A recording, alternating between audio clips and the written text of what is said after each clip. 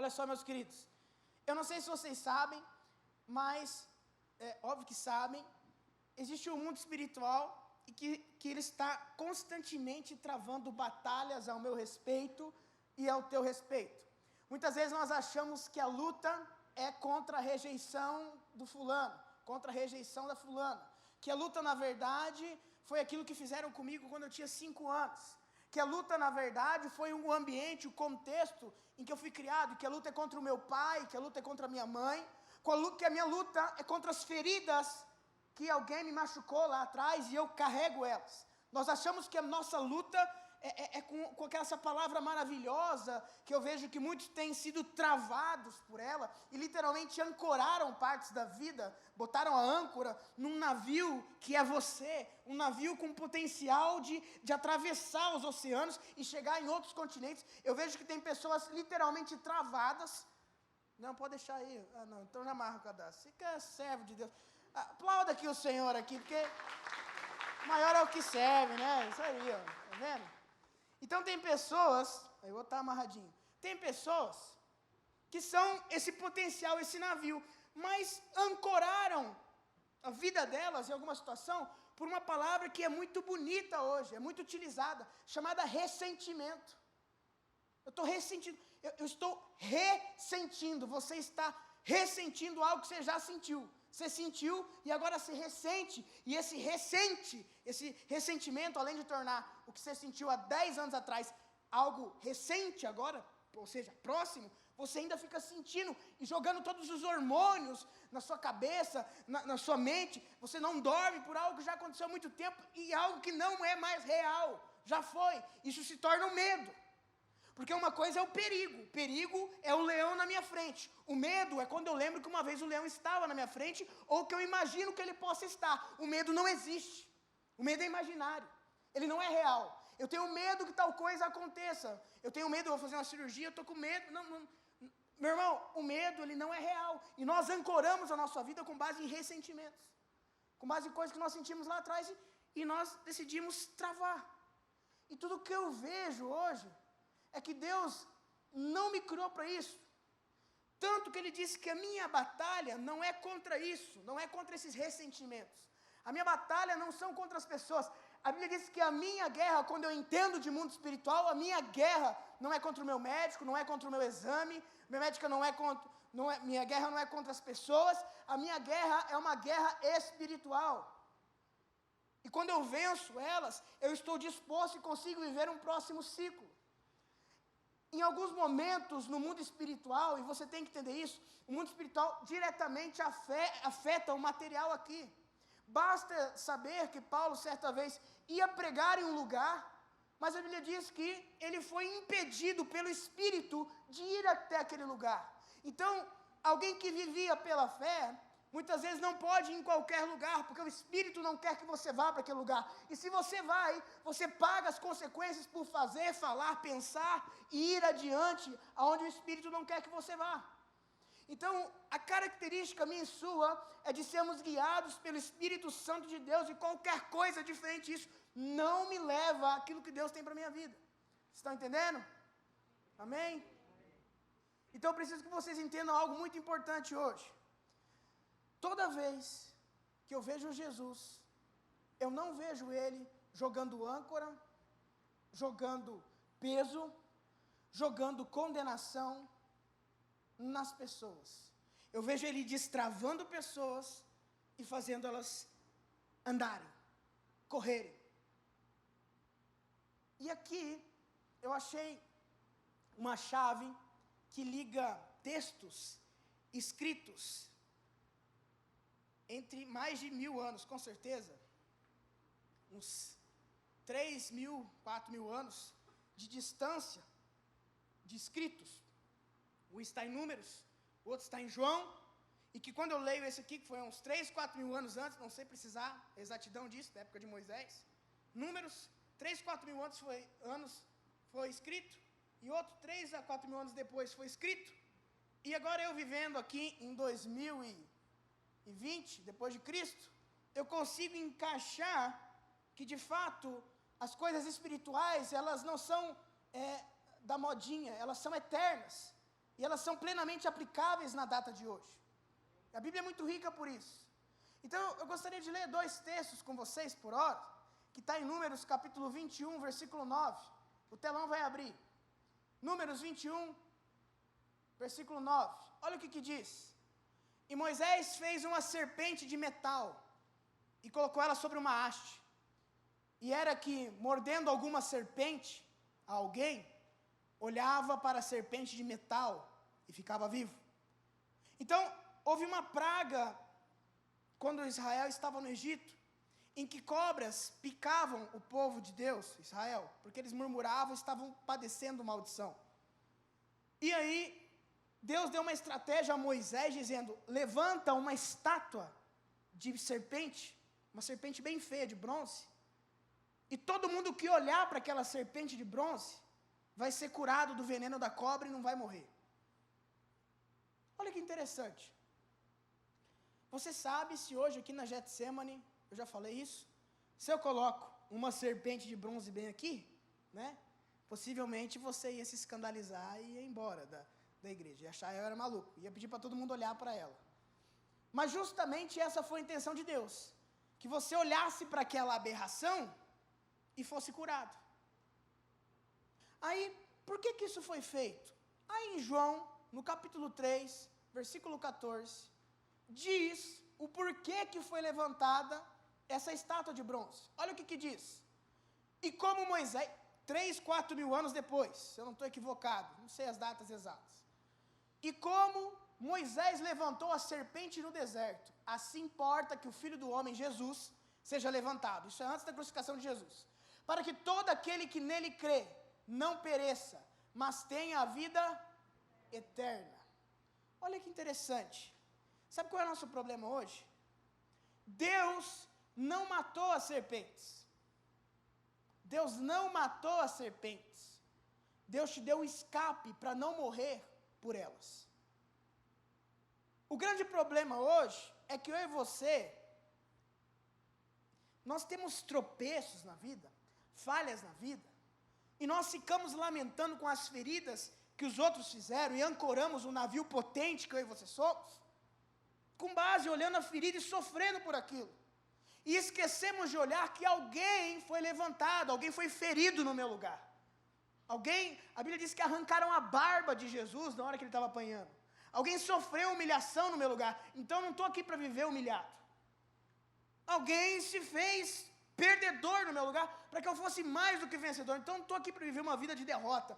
Eu tenho que olhar e crer no que ele fez. E basta eu olhar, eu não faço nada, eu creio que ele levou sobre mim, e eu sou mudado por esse amor, porque toda vez que eu sou picado, eu olho para aquele que se fez cobra, maldito no meu lugar, e eu sou curado dos venenos que a vida me dá. E é isso que eu e você temos que entender. Eu vejo muitas pessoas travadas, chorando por causa dos outros, uma noite inteira se lamentando por um relacionamento.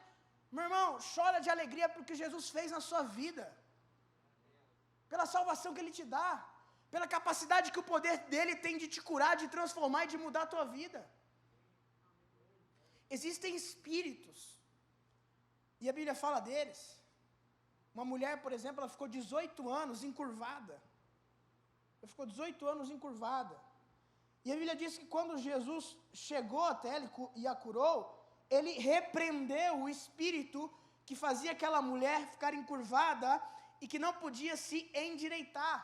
Ela estava 18 anos encurvada. O número 18 na Bíblia se traduz como Shai, no hebraico significa vida. Um dos significados de vida. Meu irmão, então aquele espírito queria matar ela? Não, meu irmão, o espírito já tinha matado ela, porque a pior morte é aquela que você vive morto. Não é que você morre. É quando você vive morto. Então é bom endireitar, porque quando você endireita, você olha para baixo, você não tem perspectiva do que está à frente. Você só vê o chão. Você vive se cuidando para não ser picado. Você vive se cuidando para não tropeçar. Você é o cara desconfiado, está o tempo todo, eu não vou me envolver, eu não vou me permitir, porque tem pedras, dói, vai sujar o meu tênis, é poeira, muita poeira.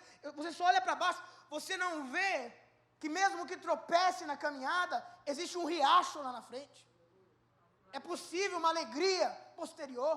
Você não se permite correr, porque você enxerga no máximo 1 metro, 2 metros, você não visualiza lá na frente. Então eu vejo o povo de Deus que tem um espírito de ousadia, que não se prontifica a correr riscos, a inovar, a tirar coisas do papel. Pastor, e se der errado? Meu irmão, tenta outra vez. Mas tenta. Então tem um espírito que coloca, que tenta roubar a nossa vida. Número 18, é claro, nada na Bíblia é em vão. Pastor, mas eu não sou perfeito o suficiente, como é que Deus vai me abençoar? Eu não me arrependi completamente de todos os meus atos. Deixa eu te dizer uma coisa. Quando Jesus estava passando e ele viu um homem chamado Zaqueu, que subiu no sicômoro, perto de Jericó. Um dia você vai lá e vai ver. Ele subiu num sicômoro lá. Tem a história do sicômoro, mas eu conto outro dia. Zaqueu sobe. Jesus olha para ele e fala: Zaqueu, desce daí. Quando Jesus fala Zaqueu, Jesus já sabia qual era a história de Zaqueu. Já sabia qual era a vida de Zaqueu.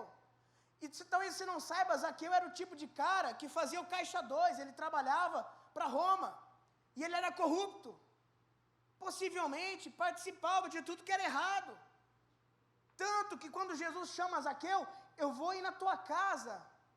Eu acho interessante que os fariseus se indignaram. Como é que esse cara se diz santo e vai andar com Zaqueu? E vai comer na casa de um pecador? Meu irmão, para Jesus andar do seu lado, você tem que aceitar, você não precisa ser perfeito. Você não precisa ser o cara mais bem-quisto, o mais bem amado, o cheio de... Não, você só precisa querer. E Jesus entra na casa dele, e quando está ali trocando ideia com ele, é no momento de relacionamento com Jesus que ele diz: ei, eu me arrependi. Agora eu me arrependi. Agora que eu estou andando contigo, Jesus, você está aqui na minha casa, comendo comigo, agora eu quero dizer uma coisa para você: eu quero restituir todo mundo que eu roubei. Eu quero abençoar as pessoas com a minha vida financeira, tudo que eu consegui legalmente, eu quero retribuir o mal que eu fiz com o bem. Meu irmão, muitas pessoas não dão um passo nas coisas de Deus, porque estão esperando terem a força suficiente de abdicar mão do que sabe que é errado. E eu não estou aqui dizendo para você continuar fazendo errado. O que eu estou aqui para dizer para você é: não tenha medo de se entregar a Jesus. Tem gente que peca e fala: vou fugir, não vou orar hoje porque eu errei. Meu irmão, não é porque você é bom demais que Ele te escolheu.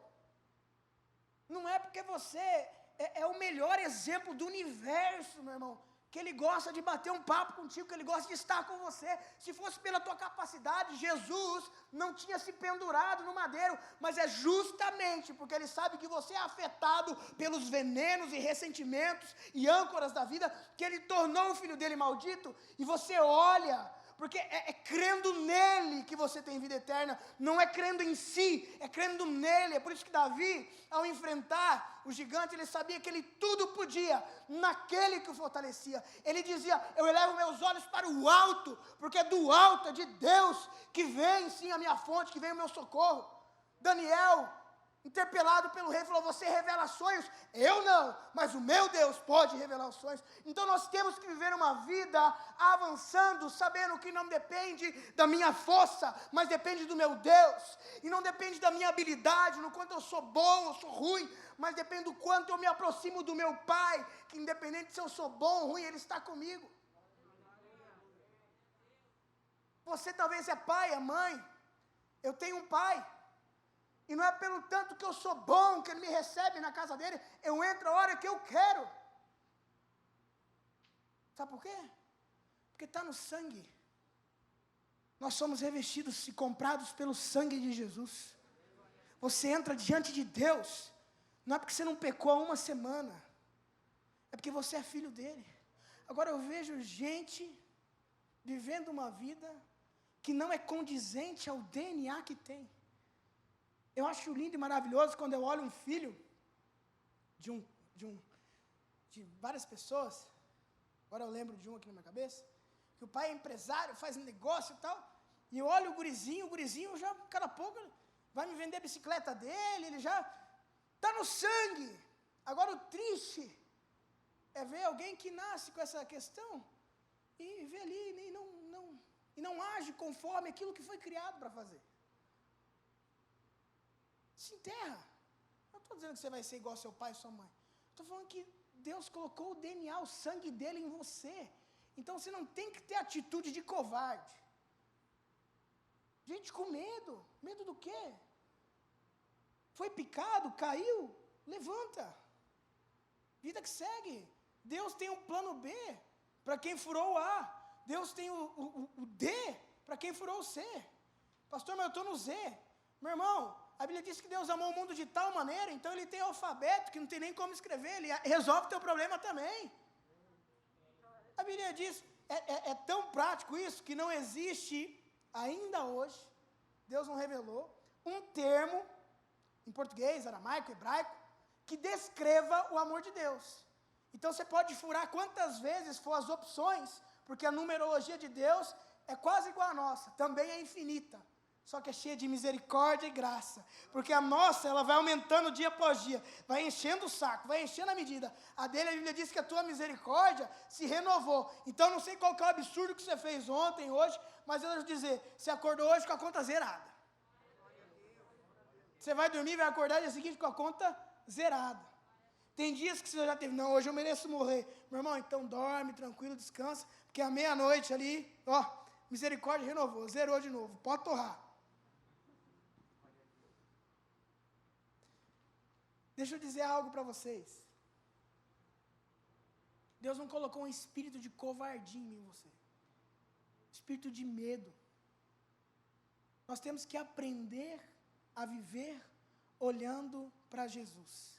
Não para tudo aquilo que tenta me amarrar. Eu não vou assumir o compromisso porque eu estou machucado, não sei o quê. Meu irmão, ele se machucou. Você olha para ele, ele te cura. Você corre para ele. Você faz, não é porque alguém te machucou. Você faz para ele. Você vive para ele. Você continua correndo para ele. Você estava em qualquer outro lugar, em qualquer outra circunstância. Você vai assumir um relacionamento, não vai fazer alguma coisa, vai trabalhar, não vai trabalhar. Trabalhe para ele, corra para ele, viva para ele, cuide de você para ele. Faça tudo para ele. Olha o que diz ali, Hebreus 12, 1. Olha o que é essa carta. Eu acho incrível essa carta, porque ela, eu acredito que foi Paulo que escreveu, mas você não consegue identificar a autoria dela. Porque eu acho que foi tão bem escrita essa carta, meu irmão, é um dos livros que eu mais amo. Foi tão bem escrita essa carta que eu acho que quem escreveu ela falou assim, não vou nem colocar meu nome aqui, que o crédito é totalmente do Espírito Santo de Deus. Olha o que diz. Portanto, nós também, pois que estamos rodeados de uma tão grande nuvem de testemunhas, um capítulo antes ele estava falando de Abraão, estava falando de Sansão, estava falando dos pais da fé, pessoas que calaram a boca de leões. É dessas pessoas que eles estão falando, nós estamos cercados de gente que foram cheias do Espírito Santo e fizeram proezas. É isso que está dizendo. Portanto, nós também, que estamos rodeados de uma tão grande nuvem de testemunhas, deixamos todo o embaraço, o pecado, que tão de perto, o pecado, sabe o que é o pecado? Fica ali rodeando você. É o texto, meu irmão, a gente tem que ler. Que tão de perto me rodeia, ele não está longe, ele está perto. Perto é aqui, ó. Ele não está lá, ele está aqui. Então eu deixo ele, pecado que tão de perto me rodeia, e eu corro. Repita comigo, eu corro. Você não vai andar, você vai correr, amém? Eu corro com paciência a carreira que nos está proposta. Versículo 2. Olhando para, não é para a tua ferida,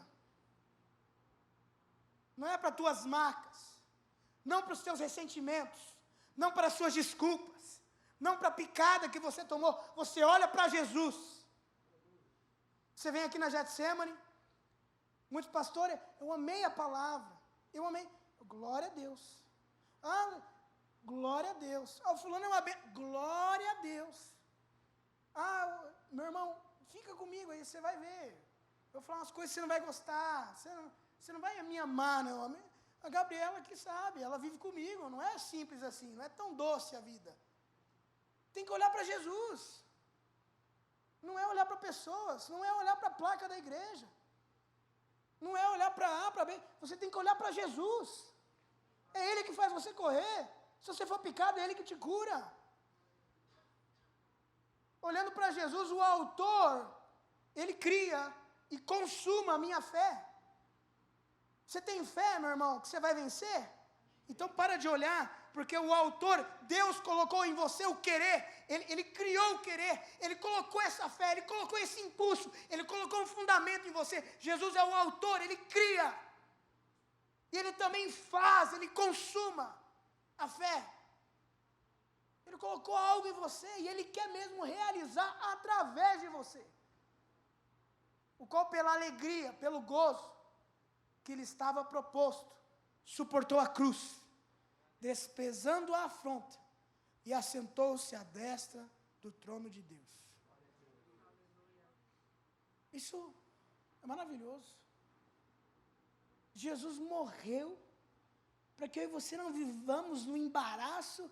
Aí eu fui picado, mas eu estou com esse erro, esse pecado. Pastor. Meu irmão, olha para Jesus. Zaqueu, quando ele viu Jesus, ele naquele momento, ele não abandonou e não se arrependeu. Não, foi quando Jesus foi na casa dele. Ele sabendo que os outros estavam falando, você é um pecador, você é um corrupto, você não merece, falando 1000 coisas para ele. E ele olhando para Jesus, conversando com Jesus, tendo um relacionamento com Jesus. E de repente, Jesus à mesa dele, ele muda. Você só vai mudar. Não é porque você sabe o que é certo. Você sabe o que é certo. Se eu te falar, não, tem essa decisão aí. Qual que é o certo? Você vai me dizer o que você tem que fazer. Você vai me dizer o que você tem para esquecer. Você vai me dizer o que você tem que parar da bola. Você vai me dizer o que é que você deve fazer todo dia. A grande questão é que nós só mudamos se nós fizermos dele, por ele e para ele. Se eu falo com Jesus, se eu estou com Jesus, eu errei, mas eu estou com Jesus. Eu me relaciono com Jesus. E eu quero dizer que se você falhou, se você tropeçou, você tem que estar sempre perto de Jesus. Muitas pessoas erram o alvo, pecam e correm de Jesus. Ficam com vergonha de orar, vergonha de falar com Deus. Mas Ele é o único que pode te livrar. Ele é o único que pode salvar. Ele se chama Yeshua, aquele que salva o perdido. Quanto mais você depender dEle, para ter sua vida transformada, mais Ele vai estar pertinho de você. Pastor, mas eu não consigo mudar. Deixa Ele te mudar. Fala isso para Ele. Eu não consigo me livrar disso. Deixa Ele te livrar. No nome de Cristo Jesus, meu irmão. O grande erro das pessoas é agir. Sabe qual é a essência minha e tua? A minha essência, a tua essência, é demonstrada na Bíblia, lá em Gênesis. Adão e Eva pecam e correm de Deus, fogem de Deus. Só que Deus, a vida inteira, enquanto eles estavam ali, sabiam que eles estavam pelados, sabiam que eles estavam nus, e eles fugiram de Deus, com medo da vergonha, porque os olhos foram abertos e viram que eles estavam nus. Deixa eu te dizer, Deus nunca teve medo, Deus nunca teve rejeição pela tua nudez. O nosso irmão mais velho, Cristo Jesus, pagou o preço da tua vergonha. E hoje você é aceito, extremamente amado, de tal maneira, extremamente aceito na casa do Pai. E Ele tem o melhor para você. A mensagem que eu vim dizer hoje é que existe vitória da parte de Deus para você. Existe uma vida de coragem. Existe uma vida de romper da parte de Deus para você. Agora você tem que receber isso. Receber. Nós temos um Deus que é um Pai amoroso. Meu irmão, eu abracei muita gente. Época que dava para abraçar os outros, eu já abracei muita gente. Eu já encorajei muita gente. Já falei para muita gente. Eu gosto de pegar na mão assim e falar assim, ó, em nome de Jesus, vai dar certo. Eu amo fazer isso. Agora não estou podendo muito. Mas sabe o que eu me deparo constantemente? Com pessoas que não sabem receber amor. Pessoas vão receber um abraço, ela trava. Vai receber uma palavra, meu irmão, destrave-se para o amor inquestionável, incomum, incondicional de Deus. Por isso que a Bíblia diz que o santão, o bonzão, o maravilhosão, o gostosão, ele não rejeita. Não. O coração contrito e quebrantado. Esse é que ele não rejeita. Esse ele abraça. É aquele que diz: Pai, olha aqui minha vida, eu não consigo sem o Senhor, não tem jeito. Ontem até deu certo, mas hoje eu preciso do Senhor. Se não for o Senhor, não vai. Eu dependo de Ti, meu coração está em Tuas mãos, eu dependo de Ti. Dependo de Ti, dependo de Ti. A todo momento dependendo dEle. Esse é o coração que ele não tem como rejeitar. Se você faz um negócio desse agora, ele diz: não tem como rejeitar, ele vem e te abraça na mesma hora. Ele te pega no colo na mesma hora. Quando você fala assim: eu estou coração contrito, eu não dou conta sozinho. Meu irmão, ele não rejeita, ou seja, ele abraça, é um princípio, ele não é mentiroso. Seja todo homem mentiroso e a palavra de Deus verdadeira, ele vai te abraçar. Nesse momento, meu irmão, eu quero proporcionar em Deus para você tudo o que você precisa. Você precisa ser abraçado por Deus hoje. Aprender a andar com Ele nunca teve a ver com se você merece ou não. Em Jesus você merece.